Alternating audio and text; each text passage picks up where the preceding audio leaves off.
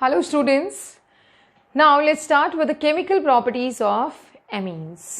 अब तक हमने amines के preparations, उनकी physical properties, उनका structure, उनका basic strength का nature, ये सारी चीज़ें डिस्कस की. अब हम डिस्कस करते हैं इनके chemical properties. amines की अगर हम बात करें, देखें RNH2 हो, चाहे R2NH हो, चाहे R3N हो, सब में एक खास बात है और वो खास बात है बेटा loan pair of electrons present on nitrogen. और नाइट्रोजन पे लोन पेयर होने की वजह से they behave like a base. तो अगर हम इनका स्टार्ट करें एनिलीन की केमिकल प्रॉपर्टीज, तो सबसे पहले बेसिक कैरेक्टर की वजह से किससे कंबाइन करते हैं बेटा? They combine with acids. वो किसके साथ कंबाइन कर जाते हैं? एसिड्स के साथ कंबाइन कर जाते हैं. ठीक है. और जब कोई बेस एसिड से कंबाइन करेगा तो क्या बनाएगा? सॉल्ट बनाएगा. तो फर्स्ट प्रॉपर्टी आ गई आपकी सॉल्ट फॉर्मेशन. अगर कभी भी एनिलीन को एसिड से कंबाइन करवाना हो तो उसका एक सॉल्ट बन जाता है. RNH2 अगर एमीन आपके पास है, if you make it react with HCl it will be giving you RNH2. Lone pair के पास आएगा H positive and it forms RNH3 positive. ये लोन पेयर गया बेटा. आपको पता है HCl में H पॉजिटिव लिबरेट करेगा. जब H पॉजिटिव लिबरेट करेगा तो lone pair will combine with hydrogen and it will be forming RNH3 positive. और पॉजिटिव चार्ज के साथ क्या आ गया? Chloride. So this is alkyl ammonium chloride. नाम क्या हो जाएगा इसका? This is alkyl ammonium chloride. For example, if you are having CH3NH2, CH3NH2 को जब HCl से कंबाइन करेंगे तो क्या बनेगा? CH3NH3 positive, Cl negative, methyl ammonium chloride. Same way if you are having C2H5 whole thrice NH, and if you make it react with H2SO4, this will behave like a base, this will behave like an acid. तो हमें यहाँ से क्या मिलेगा? C2H5 whole twice NH और इसका भी whole NH2 बन गया, पॉजिटिव आ गया, sulphate. Di ethyl ammonium sulphate. क्या हो गया बेटा? Di ethyl ammonium sulphate. यहाँ पे 2 H पॉजिटिव लिबरेट होंगे तो हमें 2 अमीन्स भी यूज करने पड़ेंगे. Each amine will gain 1 H positive. यहाँ पे एक लोन पेयर है तो एक H पॉजिटिव से ये कंबाइन करेगा, एक से दूसरा कंबाइन करेगा, तो हमने यहाँ पे टॉइस कर दिया. So diethyl ammonium sulphate. Let's say aniline आपके पास है. अगर एनिलीन ये है तो aniline will combine with HCl and it will be forming anilinium ion, NH3 positive, Cl negative. यहाँ से क्या बन जाएगा बेटा? It will give us this particular compound, right. यहाँ पे भी ये एक एसिड की तरह बिहेव करेगा. नेक्स्ट आता है आपका, अगर मान लीजिए एनिलीन को हम कंबाइन करवाते हैं या कोई टॉलिडीन ले लीजिए, लेट्स से NH2CH3, ये इसका बेसिक स्ट्रेंथ बढ़ाएगा. Paratoluidine if it combines with picric acid. Picric acid क्या है बेटा? Phenol, trinitrophenol, 2,4,6 trinitrophenol, picric acid. Picric acid को जब हम इससे ट्रीट करते हैं टॉलिडीन से, सो they form a pi complex और पाई कॉम्प्लेक्स इसके एनिलीन के और पिक्रिक एसिड के पाई क्लाउड के बीच में इंट्रैक्शन होगा and that is called its picrate. ये इस एनिलीन का एक डेरिवेटिव बन गया और इसको क्या बोला जाएगा? This is called its picrate. Fine. So this way they forms salts. Picrate जब भी हम बनाते हैं, पिक्रेट्स बेसिकली किसी ऑर्गेनिक कंपाउंड का पिक्रिक एसिड के साथ जो डेरिवेटिव बनता है उसको बोला जाता है बेटा पिक्रेट. नेक्स्ट रिएक्शन पे चलते हैं. नेक्स्ट में यहाँ पे देखो इन्होंने एक बेस की तरह बिहेव करते हुए एक एसिड से कंबाइन किया. In the next case again they will behave like electron donors. वहां पे भी अपना लोन पेयर यूज करेंगे और ट्रांजिशन मेटल आयंस के साथ कोऑर्डिनेशन या कॉम्प्लेक्सेस बनाएंगे. सो नेक्स्ट रिएक्शन, सपोज कभी कोई एमीन से रिएक्शन आ जाए, किसका? ट्रांजिशन मेटल आयंस का, तो क्या प्रोडक्ट बनेगा? So next one is reaction with transition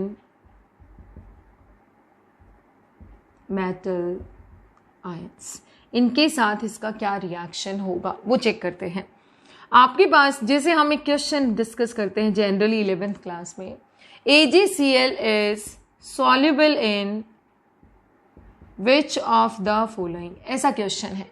AgCl is soluble in which of the following? Options are HCl, second one is NH3, third one is HNO3, etc. Fourth option भी कुछ हो गया, all of these और none of these करके. यहाँ पे AgCl ना HCl में जाएगा, ना ही HNO3 में जाएगा, और मान लो यहाँ पे H2O है, ना ही ये H2O में जाएगा. AgCl किस में डिजोल्व होगा? NH3 में. रीजन क्या है? NH3 will act as a ligand, एक इलेक्ट्रॉन डोनर स्पीसीज का काम करेगा, और सिल्वर यहाँ पे एक मेटल आयन, मानी मेटल आयन जो कि इलेक्ट्रॉन एक्सेप्टर का काम करेगा. तो NH3 एक अपना लोन पेयर डोनेट करेगा, इधर से दूसरा NH3 अपना लोन पेयर डोनेट करेगा, और यहाँ पे सिल्वर +1 में था तो +1 and chloride. So they form a complex. इन्होंने एक वाटर सॉल्युबल कॉम्प्लेक्स बना लिया जब ये अमोनिया से कंबाइन करता है. तो यहाँ से हमें क्या मिला? एक सॉल्युबल कॉम्प्लेक्स. ऐसा हुआ क्यों? क्योंकि ammonia silver positive electron needy था, सिल्वर +1 में है, यहाँ भी सिल्वर +1 में है. अमोनिया एक लीगेंड की तरह इलेक्ट्रॉन डोनर का काम करेगा, और दोनों ने मिलके एक कॉम्प्लेक्स बनाया. इस कॉम्प्लेक्स की अगर हम बात करें तो ये आयनिक होने की वजह से पॉजिटिव नेगेटिव ये वाटर सॉल्युबल होगा. यहाँ पे सिल्वर का ऑक्सीडेशन स्टेट है +1 और सिल्वर का कोऑर्डिनेशन नंबर है 2. Silver is surrounded by 2 ligands. ऐसा अमोनिया ने किया क्यों? क्योंकि अमोनिया में नाइट्रोजन के पास क्या प्रेजेंट है? It is having a loan pair of electrons. अब हम आगे बढ़ते हैं. अमोनिया की जगह हम लेते हैं एमीन्स. एमीन्स का क्या होगा? Let's say you are having some amine RNH2. RNH2 अगर AgCl से कंबाइन करता है तो ये क्या बनाएगा? RNH2 में भी नाइट्रोजन पे लोन पेयर है, तो यहाँ पे Ag के साथ ये कॉम्प्लेक्स बनाएगा RNH2 होल ट्वाइस, और इस पे आ गया पॉजिटिव और इधर आ गया Cl नेगेटिव. जैसे यहाँ अमोनिया एक कोऑर्डिनेट बॉन्ड बना रहा था, यहाँ दूसरा अमोनिया कोऑर्डिनेट बॉन्ड बना रहा था. इधर से RNH2 फॉर एग्जाम्पल अगर मिथाइल एमीन है और इधर हमने लिया सिल्वर क्लोराइड, तो यहाँ पे सिल्वर आयन हो गया, +1 में है, तो क्या कोऑर्डिनेशन कंपाउंड बनेगा? CH3NH2. एक कोऑर्डिनेट बॉन्ड ये बना सिल्वर के साथ, इधर से दूसरा CH3NH2 आएगा, एक कोऑर्डिनेट ये बॉन्ड ये बना, और इस पे कौन सा चार्ज आ गया बेटा? पॉजिटिव चार्ज आया, और Cl नेगेटिव साथ में आ गया. तो ये देखो सिल्वर का ऑक्सीडेशन स्टेट है +1 और सिल्वर का कोऑर्डिनेशन नंबर है 2, surrounded by 2 ligands making 2 coordinate bonds with 2 ligands. So it's coordination number is 2 and this oxidation number is 1. Similar way, if you are having rather than AgCl, if you are having CuSO4, आपके पास क्या है बेटा? CuSO4 या CuCl2. CuCl2 में अगर आप ये methyl amine add करते हैं तो क्या होगा? इधर हमने लिखा Cu, कॉपर का कोऑर्डिनेशन नंबर होता है 4, यानी कि कॉपर 4 लिगेंड से कंबाइन करता है. Copper and then CH3NH2 whole 4, 4 ligand हुए, ये कॉपर रहा 2+ इसका ऑक्सीडेशन स्टेट है and 2 Cl negative. Same way suppose यहाँ पे हमारे पास है ethyl amine and you are having CuSO4, तो हमें क्या मिलेगा? कॉपर, फिर इथाइल एमीन आ जाएंगे, और वो भी कितने आएंगे? क्योंकि कॉपर का कोऑर्डिनेशन नंबर 4 है तो 4 लिगेंड आ गए, और इधर आ गया SO4, right. So they all will be forming water soluble complexes यहाँ पे बनेंगे. नेक्स्ट हम चलते हैं. नेक्स्ट इसका होगा रिएक्शन विद एल्काइल हैलाइड्स, या you can say alkylation of amines. So next one is alkylation of amines. Alkylation of amines. जब हमने एमीन्स बनाए थे तो हमने एक मेथड डिस्कस किया था, हॉफमैन अमोनोलिसिस. क्या मेथड था बेटा? Hofmann ammonolysis. तो उस केस में हमने क्या किया था? अगर मैं बात करूं हॉफमैन अमोनोलिसिस की, तो हमने वहां पे क्या किया था? We treated ammonia with alkyl halide. पहली बार में इसका एक हाइड्रोजन और इसका X निकला था RX की फॉर्म में, सॉरी HX की फॉर्म में हमें मिला था RNH2. फिर एक और एल्काइल हैलाइड आया और यहाँ से एक हाइड्रोजन और एक X फिर निकला HX की फॉर्म में और मिला R2NH. फिर एक और RX आया और यहाँ से फिर ये हाइड्रोजन और X निकला और हमें मिला R3N। फिर एक और RX आया और इसने इसका लोन पेयर यूज़ किया और इसने बनाया R4N positive X negative, right. तो देखो जब हम अमोनिया से ये बनाते हैं तो this is called Hofmann ammonolysis. लेकिन हम यहाँ पे क्या कर रहे हैं, एमीन्स की केमिकल प्रॉपर्टीज पढ़ रहे हैं। What we are going to do, alkylation of amines. तो ये एमीन है और इसका एल्काइलेशन करना, यानी कि हम यहाँ से अब रिएक्शन स्टार्ट करेंगे। तो एल्काइलेशन ऑफ एमीन्स अगर हम करते हैं तो means will start with primary amine, in the first step will be getting secondary and then tertiary and then quaternary ammonium salt हमें मिलेगा। तो एल्काइलेशन ऑफ एमीन में देखो अपने पास है CH3 CH2 NH2, let's say अपने पास ये एमीन है। अगर हम इसको ट्रीट करते हैं C2H5Cl, यहां पे किसका लॉस होगा, देखिए CH3 CH2 NH2, यहाँ पे लोन पेयर है और इधर से आया C2H5Cl। तो यहाँ पे H2 को मैं थोड़ा स्प्लिट करके लिखते हैं हम लोग, एक हाइड्रोजन इधर और एक हाइड्रोजन इधर, ये लोन पेयर है। इसका Cl और इसका H निकल जाएगा और हमें यहाँ से क्या मिलेगा, -HCl के साथ एक C2H5 और जुड़ गया नाइट्रोजन से, यानी कि CH3 CH2 whole twice NH। अब नाइट्रोजन पे बचा है एक हाइड्रोजन। नेक्स्ट क्या होगा, फिर से आएगा C2H5Cl और यहाँ पे किसका लॉस होगा, again with the loss of HCl we will be getting CH3 CH2 whole thrice N, right. तो हमने स्टार्ट किया था प्राइमरी इथाइल एमीन से, we got secondary and then we got tertiary. यहाँ पे फिर से एक RX आएगा, C2H5Cl आएगा और यहाँ पे फिर से ये अपना लोन पेयर इसको देगा और हमें क्या प्रोडक्ट मिलेगा, C2H5। हम इसको ऐसे भी लिख सकते हैं CH3 CH2 whole 4 N positive Cl negative. So we'll be getting ethylamine, diethylamine, triethylamine, tetraethyl ammonium chloride. We end up at quaternary ammonium salt पे हमने खत्म किया है। तो अगर हम चेक करें तो क्या होगा यहाँ पे कि अपने पास जो क्वाटरनरी अमोनियम सॉल्ट मिला है वहां तक क्या होता रहा, एल्काइलेशन चलता रहा। यानी एल्काइलेशन कब तक चलता रहा, जब तक नाइट्रोजन के हाइड्रोजन और उसका लोन पेयर यूज नहीं कर लिया गया। तो ये चलता रहा जब तक नाइट्रोजन थक नहीं गया, इसलिए इसको बोला जाता है exhaustive. This is called Hofmann exhaustive alkylation. इसको क्या बोला जाता है बेटा, this is called Hofmann exhaustive alkylation, right बेटा, हॉफमैन एग्जॉस्टिव एल्काइलेशन।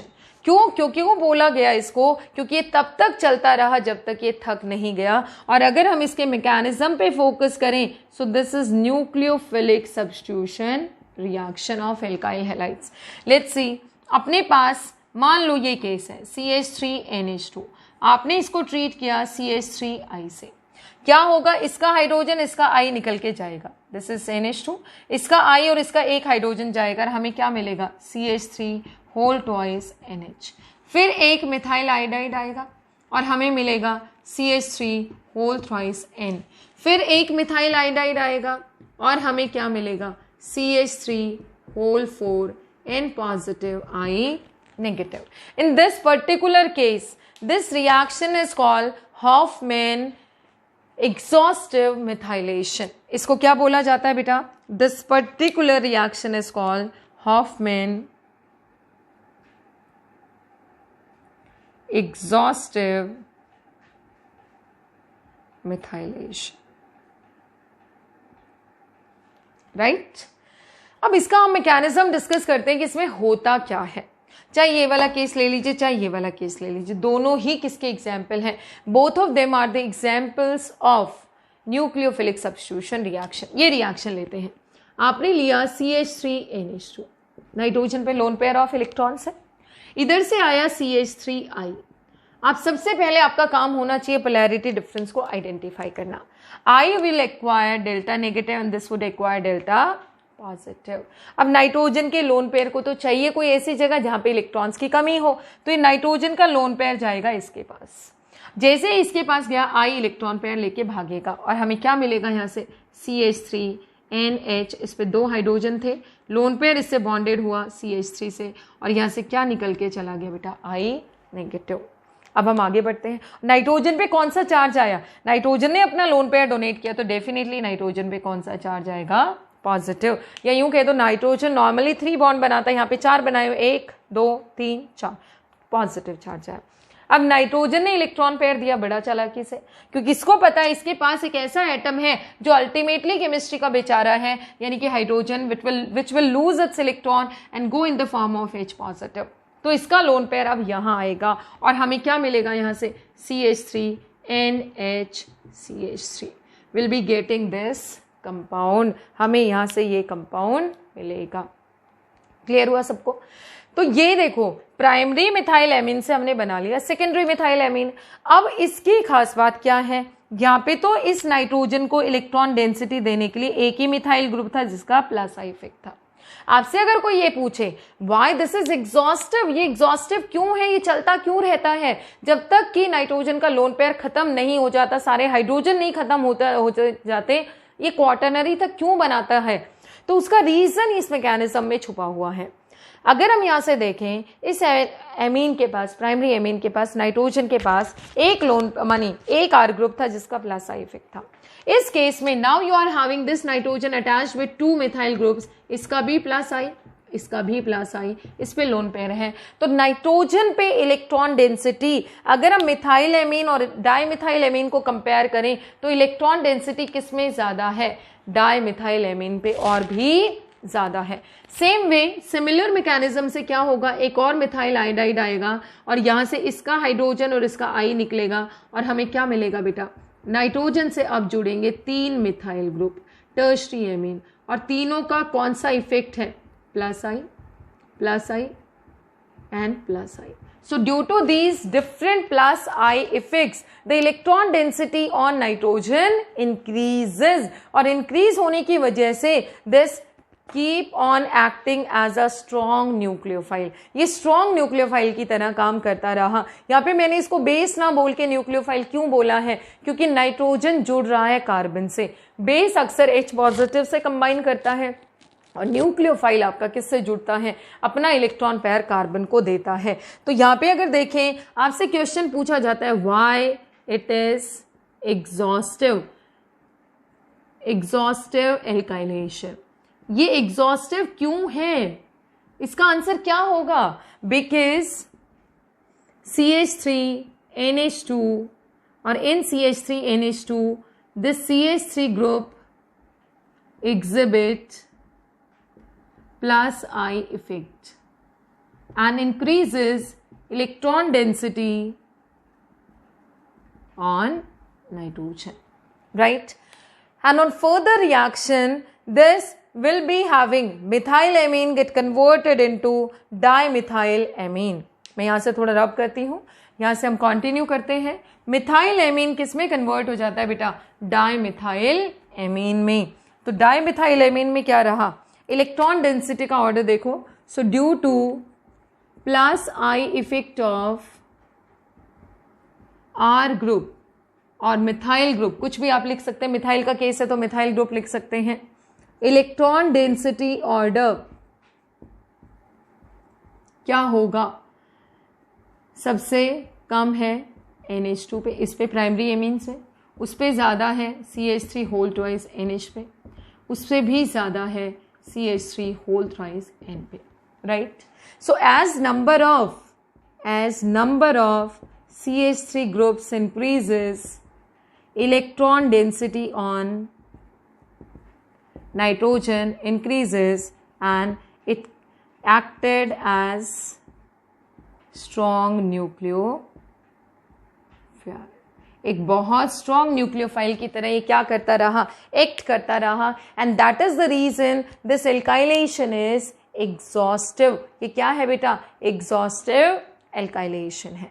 अब हम केस लेते हैं, एल्काइलेशन के बाद आता है एसाइलेशन ऑफ एमीन्स। तो आपने देखा एल्काइलेशन में क्या होता है, this reaction keep on going, चलता रहता है। क्यों चलता रहता है? क्योंकि नाइट्रोजन से जो R ग्रुप जुड़ता है उसका बहुत स्ट्रॉन्ग प्लस आई होता है, and due to its plus I the electron density on nitrogen keep on increasing, बढ़ती रहेगी, and this keep on acting as a strong nucleophile. Now let's go to the next type of reaction, that is acylation of amines. So acylation में क्या होता है, rather than alkyl halide we use acyl chloride. Acid chlorides या acid anhydride को हम use करेंगे. So next type of reaction क्या हुआ बेटा, that is acylation of amines. देखिए एसाइल ग्रुप क्या है, अगर हम बात करें RCOCl मतलब RCO ग्रुप की, this group is called acyl group. इसको क्या बोला जाता है, एसाइल ग्रुप. और अगर हम बात करें CH3CO की, सो दिस इज कॉल्ड एसिटाइल. तो अगर हम इन जनरल RCO यूज करते हैं तो एसाइलेशन बोलेंगे, और अगर हम CH3CO यूज करते हैं तो एसिटाइलेशन बोलेंगे, और अगर हम PHCO यूज करते हैं तो हम बेंजोइलेशन बोलेंगे. सो this is benzoyl group, right. तो अगर एसाइल ग्रुप यूज करते हैं तो हम एसाइलेशन बोलेंगे, एसिटाइल यूज करते हैं तो एसिटाइलेशन बोलेंगे, और बेंजोइल यूज करते हैं तो बेंजोइलेशन बोलेंगे, राइट बेटा. एसाइल ग्रुप का सोर्स क्या है, देखो RCO हमें मिलता है RCOCl से, और ये क्या फंक्शनैलिटी है, एसिड क्लोराइड, राइट बेटा.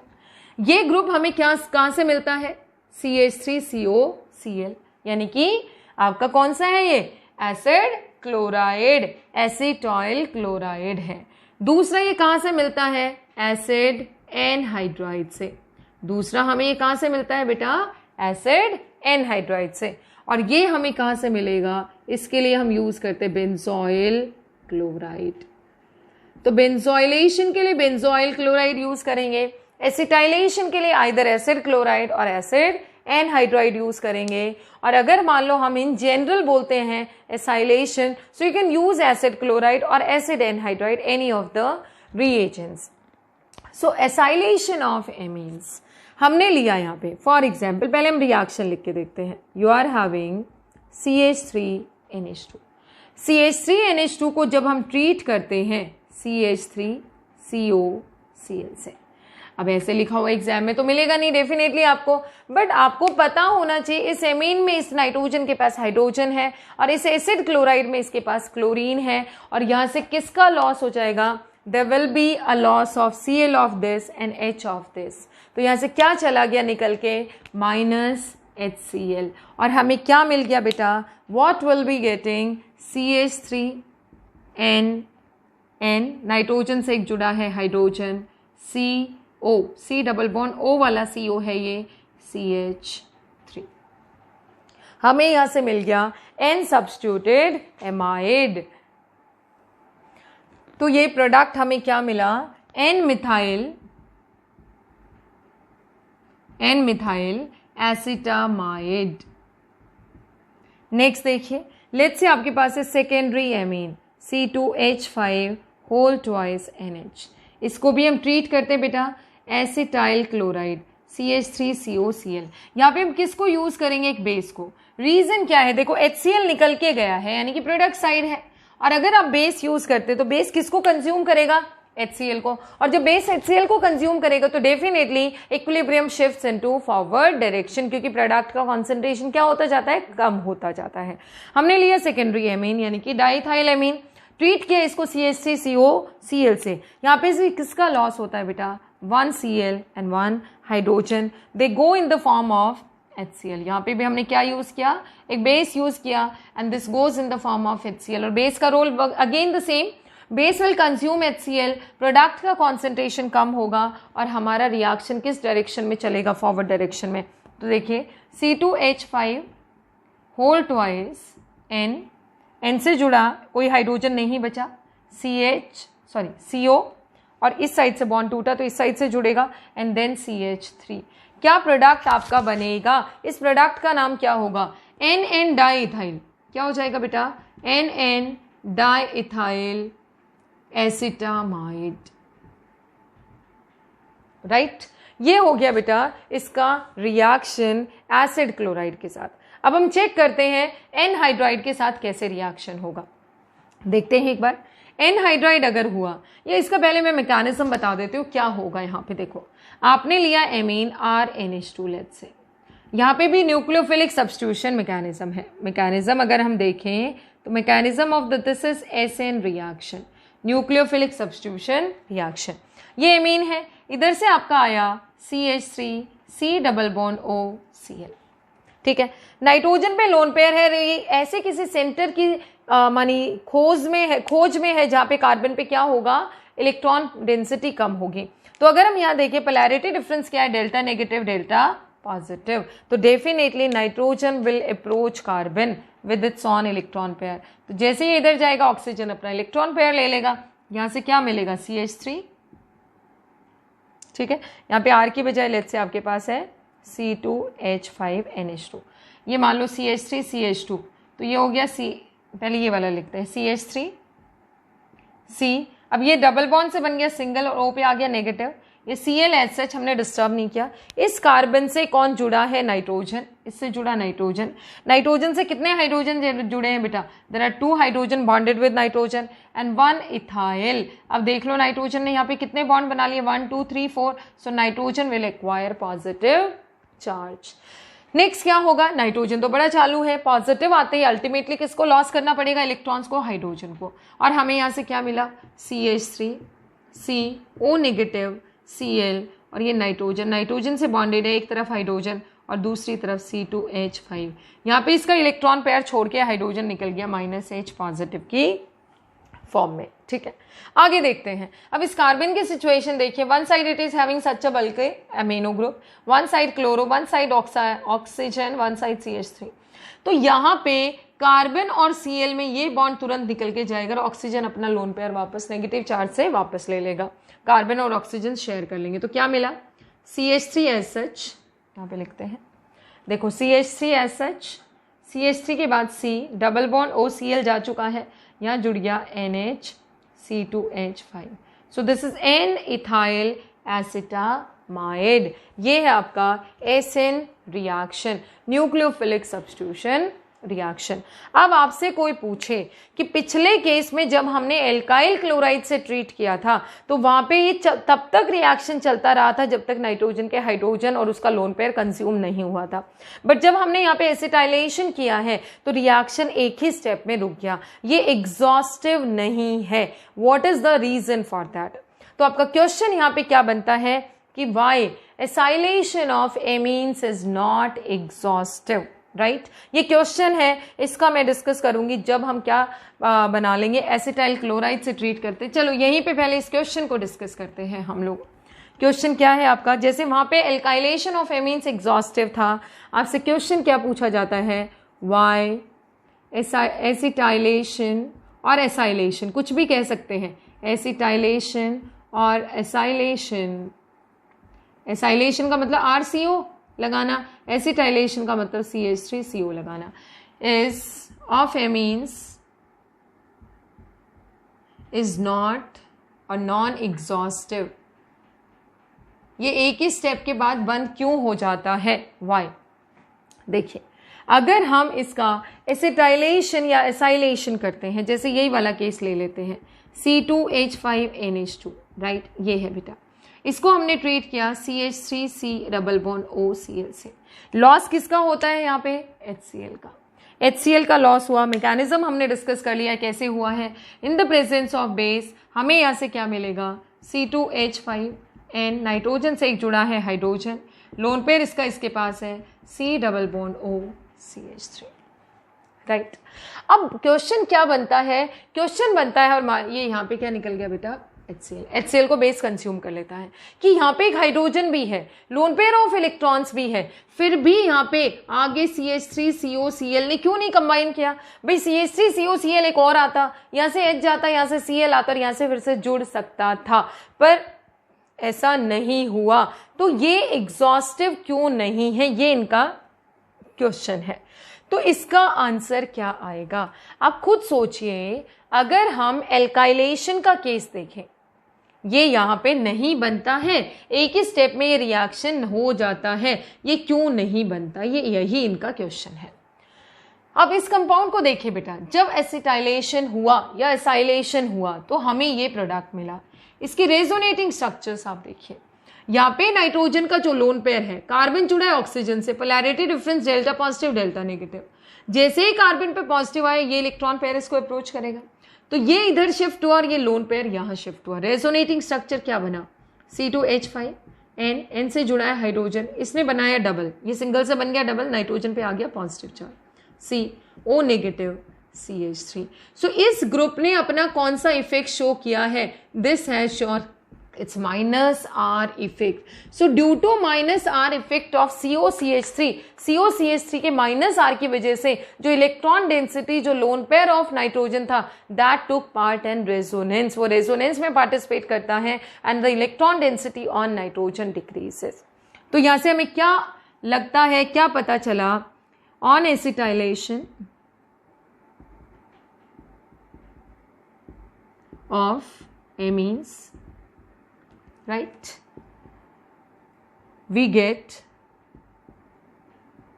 N-alkyl acetamide. N-alkyl acetamide हमें मिला due to -R effect of CH3 C double bond O group. CH3 C double bond O के -R की वजह से इलेक्ट्रॉन्स और lone pair of nitrogen get involved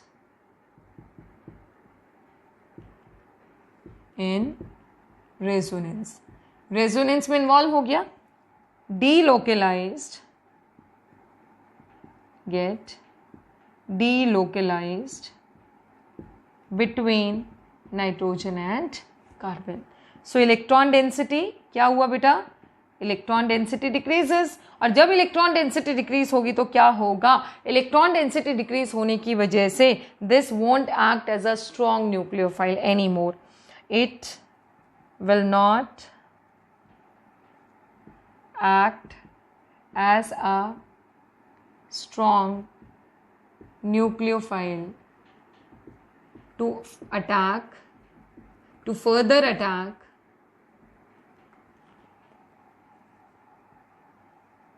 on RCOCl। उसके ऊपर अटैक करने में का अब इसमें हिम्मत नहीं है, because it is not having its lone pair.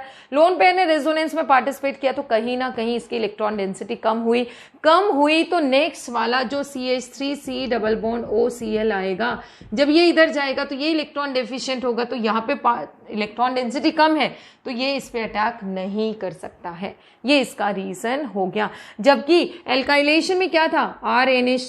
RNH2 से हमें मिला था R2NH से हमें मिला था R3N, और वहां से हमें मिला था R4N पॉजिटिव X नेगेटिव। उसका रीजन क्या था? Because every time there is addition of an R group and R group exhibit plus I effect, so electron density on nitrogen keep on increasing, its nucleophilic tendency keep on increasing. So that was the reason in case of acetylation. इसके कुछ और reactions discuss करते हैं। Acetylation के अलावा, मतलब rather than using acetyl chloride you can also go for acetic anhydride। तो acetic anhydride के कुछ और रिएक्शंस डिस्कस करते हैं। मान लीजिए आपके पास C2H5NH2 है और आपने इधर से यूज किया बेटा acetic anhydride, कैसे भी लिखा हुआ मिल सकता है आपको acetic anhydride in the presence of base. यहाँ पे भी हमने क्या यूज किया है? बेस यूज किया है। यहाँ पे किसका लॉस होगा? इसका हाइड्रोजन, इसको थोड़ा स्प्रेड करके लिखते हैं, वन हाइड्रोजन सेकेंड हाइड्रोजन। यहाँ पे इसका हाइड्रोजन किसके साथ निकल जाएगा? इसके साथ। क्या बन गया? CH3COOH। तो एक तो बन गया CH3COOH। दूसरा देखिए C2H5NH, और ये जुड़ा है C double bond O CH3 से, तो बन गया N-ethyl acetamide। सिमिलरली सपोज करिए आपके पास है C2H5 whole twice NH and you treat this with acetic anhydride, ऐसे लिखा है बेटा acetic anhydride। किसका लॉस होगा? इसका हाइड्रोजन और इसका CH3COO का लॉस होगा और हमें प्रोडक्ट में in the presence of base this reaction being carried out और हमें क्या मिलेगा C2H5 whole twice N, C2H5 whole twice N और नाइट्रोजन जुड़ गया इस वाले कार्बन से जिससे डबली बॉन्डेड ऑक्सीजन है और एक तरफ CH3 NN diethyl acetamide would be our product. तो देखो ये जो acetylation can be carried out with the help of acetyl chloride as well as acetic anhydride. अब बेंजोइलेशन और करते हैं। देखो ये एसिटाइलेशन हमने किया या एसाइलेशन हमने किया, now let's carry out the benzoylation of aniline. ठीक है बेटा, एनिलीन का बेंजोइलेशन क्या कहलाता है, क्या बोलते हैं उसको। एज एनिलीन के एक दो रिएक्शंस और डिस्कस करते हैं। देखो ये आपने लिया एनिलीन NH2, इसके पास भी लोन पेयर है भाई, इसको हमने ट्रीट किया CH3C डबल बॉन्ड O। सो जब इससे ट्रीट किया किसकी प्रेजेंस में, बेस की प्रेजेंस में, तो क्या होगा, again there will be loss of, let's say किसका लॉस होगा, इसके पास Cl है और इसके पास H है, तो लॉस किसका हुआ बेटा, HCl का ऑब्वियसली। और साथ में क्या बना, बेंजीन रिंग, देखो फिनाइल रिंग यहाँ पे आ गया, उसके साथ में आ गया N से एक हाइड्रोजन जुड़ा हुआ है and this is C double bond O CH3। तो अब इसका नाम क्या होगा, देखो फंक्शनैलिटी या अमाइड है, एमाइड में नाइट्रोजन से जुड़ा है phenyl, so this is N phenyl ethanamide, right. Common name इसका क्या हो जाएगा, acetanilide and this is more commonly used, acetanilide ज्यादा कॉमनली यूज्ड नेम है, ये हो गया एसिटानिलाइड।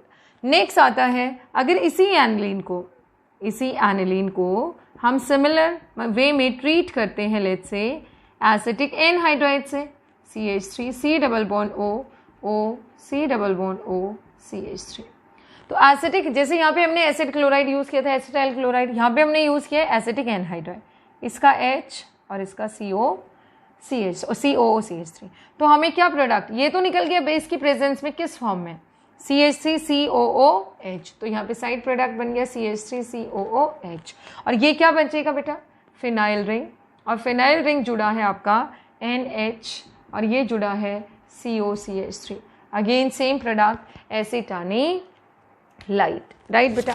अब हम ट्रीट करते, तो अभी तक हमने यूज़ किया है एसिटाइलेशन किया है हमने एनिलीन का। नेक्स्ट है आपका, अगर हम एनिलीन लेते हैं और एनिलीन को हम बेंजोइल क्लोराइड से ट्रीट करते हैं, दिस इज एनिलीन, इसको हमने ट्रीट किया बेटा बेंजोइल क्लोराइड PHCOCl, किसकी प्रेजेंस में, बेस की प्रेजेंस में। यहाँ से भी किसका लॉस होगा, hydrogen of this and Cl of this in the form of HCl। तो ये तो निकल गया HCl की फॉर्म में और हमें क्या मिल गया यहाँ से, this phenyl ring bonded with NH और यहाँ पे नेक्स्ट क्या है COPH, ये क्या है बेटा COPH। तो ये हो गया आपका, इस केस में क्या बोला जाएगा, this is called N phenyl benzamide, क्या नाम हो गया इसका, N फिनाइल बेंजामाइड और बेंजानिलाइड, और इस पर्टिकुलर रिएक्शन को, this reaction is called Schotten Baumann reaction. स्कॉटन Baumann reaction क्या हुआ, ऐसे कंपाउंड जिनके पास एक्टिव हाइड्रोजन हो, फॉर एग्जाम्पल एल्कोहल्स, फिनोल्स या फिर एमीन्स को जब हम ट्रीट करते हैं किसके साथ, बेंजोइल क्लोराइड के साथ in the presence of base, so such reactions are called Schotten Baumann reaction. Phenol के केस में हम पढ़ के आए हैं ये रिएक्शन। अगर आपने एल्कोहल यूज किया ROH एल्कोहल और बेंजोइल क्लोराइड से ट्रीट किया है बेस की प्रेजेंस में, क्या प्रोडक्ट आपका मिलेगा, देखो यहाँ से Cl यहाँ से H, तो आपका प्रोडक्ट मिला PHCOOR यानी कि एस्टर। अगर आपने फिनोल से ट्रीट किया है बेंजोइल क्लोराइड को, तो भी क्या प्रोडक्ट मिलेगा, देखो COCl, Cl और H जाएगा PHCOOPH। अगर आपने एमीन यूज किया है तो उस केस में भी आपको क्या मिलेगा, ऐसा ही कुछ HCl के लॉस के साथ एक प्रोडक्ट मिलेगा। और ये सारे रिएक्शन क्या बोले जाते हैं, स्कॉटन बॉमन रिएक्शन, राइट बेटा। बाकी जो यहाँ पे हमने एल्काइलेशन एसाइलेशन डिस्कस किया है, will be discussing remaining reactions in the next video.